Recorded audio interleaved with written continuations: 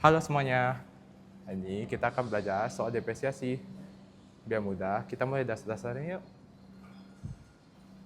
Depresiasi itu penurunan nilai aset karena waktu, pemakaian, dan kondisi. Tujuannya supaya nilai aset yang telah dicatat sesuai dengan kenyataan. Dan perusahaan bisa tahu penurunan nilainya setiap periode. Pakai aturan yang sama, biar laporan keuangan rapi dan bisa dibandingkan. Kami itu sering banget ditanyain dengan 3 hal. Yang pertama itu, apa itu metode garis lurus?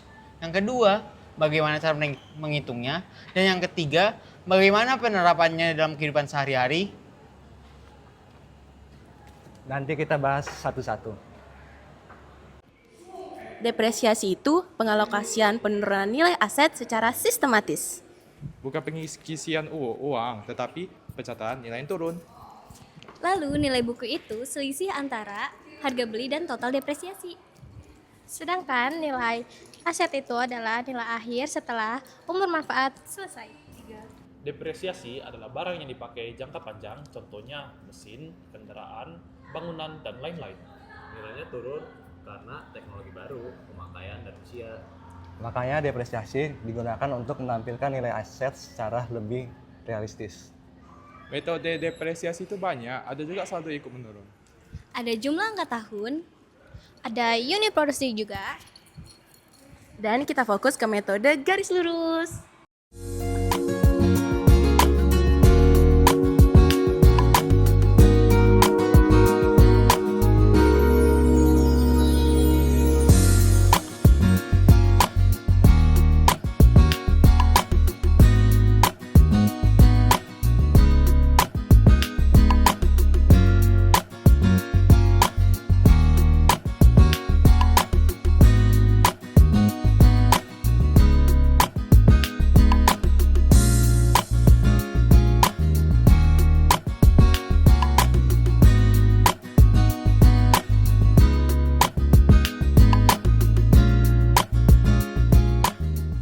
Jadinya kita akan membahas di depresiasi aset tahunan. Makanya kita itu nilai perolehan itu nilai awal saat kita membeli, dan nilai residu itu nilai akhir yang akan kita dapatkan setelah kita menjualnya kembali. Dibagi dengan masa manfaat masa manfaatnya itu masa manfaat itu berapa lama kita menggunakan produk itu secara efektif dan masih bisa dijual dengan harga yang tepat. Jadi contoh pertama itu ada mobil. Kita perkirakan harga mobil 200 juta. Nilai sisanya 50 juta dan usianya 5 tahun. depresiasinya 30 juta per tahun. Contoh kasus kedua yaitu mesin seharga 120 juta dengan pemakaian 5 tahun, sisa nilainya 10 juta. Depresiasinya 22 juta per tahun, sehingga turunnya setiap tahun selalu stabil. Nah, dari dua contoh yang tadi menunjukkan pola penyusutan yang konsisten.